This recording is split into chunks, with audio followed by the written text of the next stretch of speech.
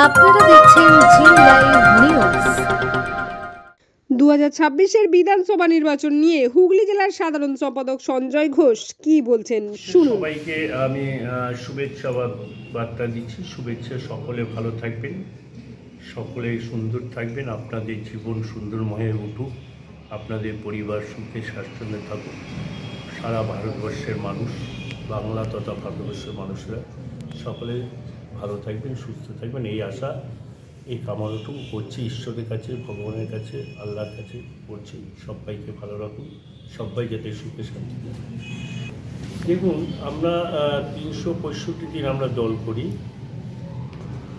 আমাদের 25 কি 26 বা 27 কি 28 বা পিছনের দিকে 23 কি 21 কি 22 সাল যতই বলুন, আমরা 365 দিন মানুষের পরিষেবা দিই। আমাদের যুদ্ধ সবসময় লড়াইয়ের মাধ্যমে আমাদের থাকতে হয়।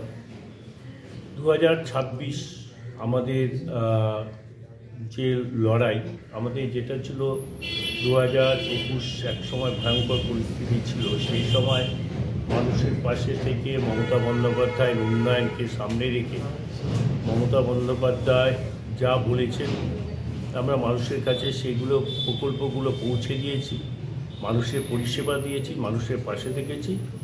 তাই 2021-এ আমাদের এত কুৎসা, এত ঝামেলা, এত বিরোধীরা এত মারপিট, এত নাজেহাল করে দিয়েছিল, কিন্তু বাংলার মানুষ মমতা বন্দ্যোপাধ্যায়ের সঙ্গে দুহাত ভরে আশীর্বাদ দিয়ে 2021-এ প্রায় 217 উপরে সিট আমাদের এনে দিয়ে তৃতীয়বারে মুখ্যমন্ত্রীতে বসিয়েছেন মমতা বন্দ্যোপাধ্যায়। এই 2025-এ একটার পর একটা ঘটনা চক্রান্ত করে সরকারকে মহা সংকটের মুখে ফেলে দেওয়ার অনেক পরিকল্পনা করেছিলেন। যিনি মোকাবেলা করেছেন, যিনি লড়াইয়ের মধ্য দিয়ে বা রাস্তার মাঝখানে দাঁড়িয়ে লড়াই করেছেন, মানুষের পাশে থেকেছে, তার নাম হচ্ছে মমতা বন্দ্যোপাধ্যায়। এবং অভিষেক বন্দ্যোপাধ্যায় আছে আমাদের সাংগঠনিক লড়াইয়ের ছেলে, ভালো ছেলে, সারা বাংলা জুড়ে যার এক কথায় সবাই যার কথা শুনে, সে অভিষেক বন্দ্যোপাধ্যায় আছে। 2026-এ আমরা আশা করি 270-এর মতো সিট নিয়ে আমরা চতুর্থবারের মতো বাংলা আবার ক্ষমতায় আসবে। উন্নয়ন ভারতবর্ষে তো আমরা মনে করি যে কোনো মুখ্যমন্ত্রী যেসব রাজ্যের আছে বা ভারতবর্ষের প্রধানমন্ত্রী এইসব প্রকল্পগুলো মুখে জীবনে নামই আনতে পারেননি। মমতা বন্দ্যোপাধ্যায় একটার পর একটা প্রকল্প এনে আজকে ভারতবর্ষে দেখিয়ে, ভারতবর্ষের বিভিন্ন রাজ্যে বলুন, আমাদের ভারতবর্ষের বাইরে বিশ্বের দরবারে জনমুখী প্রকল্পগুলো একটা জায়গায় তৈরি করে দিয়েছেন, এনে দিয়েছেন, তার নাম হচ্ছে মমতা বন্দ্যোপাধ্যায়।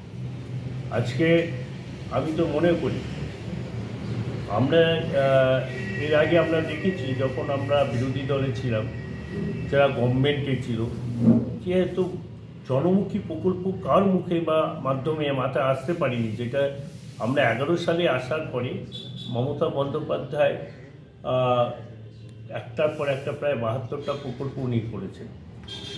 আপনাকে বলি, মমতা বন্দ্যোপাধ্যায় দেখেছি যখন রেলমন্ত্রী হয়েছিল, কেন্দ্রীয় রেলমন্ত্রী কেন্দ্রে, তখন কিন্তু গরিব মানুষের জন্য, সাধারণ মানুষের জন্য 15 টাকা মান্থলি, 25 টাকা মান্থলি করে দিয়েছিলাম। তখনই আমরা বলেছিলাম যে বিরোধী দলে থেকে যখন জঙ্গলমহলে মানুষের পাশে, আদিবাসী মানুষের পাশে গিয়ে দাঁড়িয়েছেন, সাধারণ মানুষের পাশে গিয়ে দাঁড়িয়েছে, আমরা জানি মমতা বন্দ্যোপাধ্যায় এই মানুষটি, এই ভদ্রমহিলা এমন যে কাজগুলো করবেন, সারা বিশ্বের মুখে একটা জনমুখী প্রকল্পের জায়গা, জনমুখীর মাধ্যমে তিনি চলে আসবেন।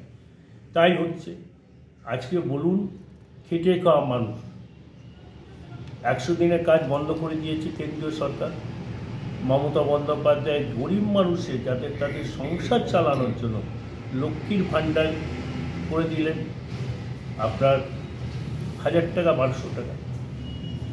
তার বাড়ির মেয়েকে পড়াশুনো করার জন্য, সর্বসাধারণ মেয়েদের জন্য 25,000 টাকা কন্যাশ্রী, বিবাহিতর জন্য রূপশ্রীর মাধ্যমে 25,000 টাকা। আর সব থেকে হচ্ছে দেখুন, আমরা গরিব মানুষ বা আমরা নিম্ন মধ্যবিত্ত পরিবারের মানুষ যারা আছেন, তারা একসময় ভাবতেন যে বিনা পয়সা চিকিৎসার জন্য পয়সার অভাবে আমার ছেলেটাকে, আমার মেয়েটাকে বা আমার বাবাকে বা আমার স্ত্রীকে বাঁচাতে পারতাম না, অর্থনৈতিক অভাব ছিল। কিন্তু আমাদের মমতা বন্দ্যোপাধ্যায় সরকার আসার পরে একটা কার্ড করে দিয়েছেন, সেই কার্ডটার নাম হচ্ছে স্বাস্থ্যসাথী। কোনো বা আমার বাড়ির যে কেউ 5 লক্ষ টাকার মাধ্যমে তার চিকিৎসায় সে তার জীবনটা ফিরে পাচ্ছে। এর নামই হচ্ছে মমতা বন্দ্যোপাধ্যায়। আজকে আদিবাসীরা পিছিয়ে গেছে, সেইখানে বেলপাহাড়ি, জঙ্গলমহল আজকে হাসছে, ঝাড়গ্রাম আজকে হাসছে, মানে মুখে দিয়ে তারা হাসি ফোটাতে পারছে। এটাই তো করেছেন মমতা বন্দ্যোপাধ্যায়। রাস্তা থেকে আলোর ব্যবস্থা, পানীয় জলের ব্যবস্থা সর্বত্রই তিনি করে দিয়েছেন। আজকে ছাত্রদের জন্য স্কলারশিপ, স্টুডেন্ট ক্রেডিট কার্ড থেকে আরম্ভ করে কন্যাশ্রী, যুবশ্রী, ঐক্যশ্রী, এই যেগুলো প্রকল্পগুলো করেছে, এটা কোন রাজ্যের মুখ্যমন্ত্রীর মুখে আসছে বা তাদের মাথায় পরিকল্পনা? যার মাথায় পরিকল্পনা আছে তার নাম হচ্ছে মমতা বন্দ্যোপাধ্যায়। তো 2026 আমরা কোনো কিছু চিন্তা করি না, কিন্তু আমি আমার পাণ্ডুয়ায় দল আমাকে দায়িত্ব দিয়েছিল 2021 সালে। আমি ডাক্তার রত্না দেনাথকে 34,000 ভোটে জিতিয়েছিলাম। আবার দল আবার আমাকে পঞ্চায়েতের দায়িত্ব দিয়েছিলেন, আমি পঞ্চায়েত সমিতি, জেলা পরিষদগুলো এনে দিয়েছিলাম। দল আবার দায়িত্ব দিয়েছেন রচনা বন্দ্যোপাধ্যায় ভোট করবার জন্য দায়িত্ব দিয়েছে। আমি আমার রচনা বন্দ্যোপাধ্যায়কে পান্ডুয়া ব্লক থেকে প্রায় 28,000 ভোটে আমি জিতিয়েছিলাম। মানুষের পরিষেবা একদিকে যখন 365 দিন, আর একদিকে মমতা বন্দ্যোপাধ্যায় ওই প্রকল্পগুলো মানুষের কাছে পৌঁছে দিয়ে আপনি পেয়েছেন কে বা আওতায় পেয়েছেন বা পাননি, সেই সব মানুষের কাছে যোগাযোগ করে কাজগুলো করে দিই। কারো গরিব মানুষের অ্যাম্বুলেন্স লাগবে, কারো বিবাহিত, কারো বিয়ে দেওয়ার জন্য, কারো ওষুধ কেনার জন্য, নিশ্চয়ই সেগুলো আমরা করি, মানুষের পরিষেবা দিই। আবার আপনার দিদিমণি অভিষেক বন্দ্যোপাধ্যায় যে সংগঠনটাকে এত সুন্দর মজবুত নবজোয়ারের মাধ্যমে, সেই সংগঠনগুলো আমরা নিজেরা আমি করি। আমার খুব ভালো লাগে মমতা বন্দ্যোপাধ্যায়ের মতো নেত্রী, অভিষেক বন্দ্যোপাধ্যায়ের মতো নেতা আছে বলে। আমি তো মনে করি যে বাংলার বুকে যতই ঝড়ঝাপটা আসুক, যতই কেন্দ্রীয় সরকার সবাই মিলে, এই যে 2021 সালে আপনারা দেখেছেন, একদিকে অমিত শাহ, একদিকে নরেন্দ্র মোদী, একদিকে যোগী আদিত্যনাথ থেকে আরম্ভ করে ওদের বিজেপি শাসিত রাজ্যের মুখ্যমন্ত্রীরা, কেন্দ্রীয় মন্ত্রীরা এমন ঝাঁপিয়ে পড়েছিল, আর আমাদের নেত্রী ভাঙা পায়ে প্রচারের মাধ্যমে 217টা সিট এনে দিয়েছিলেন। তা মমতা বন্দ্যোপাধ্যায় যতদিন থাকবে, যতই কেন্দ্রীয় সরকার, যতই ওদের বিজেপিরা যতই আসুক, বাংলা থেকে তৃণমূলকে হাঁটানো এখনও 50 বছরও কারো ক্ষমতা নেই। এটুকু আমি আপনাদের বলে দিই। কারণ আমি দল করি, আমি সংগঠন করি, আমি মানুষের সঙ্গে বুঝি। মানুষ আজকে মমতা বন্দ্যোপাধ্যায় প্রকল্পগুলো উন্নয়ন করেছে বলে ক্ষমতায় আছে। বামপন 34 বছরে একটা প্রকল্প বলুন কোন প্রকল্পটা করেছে? করেনি।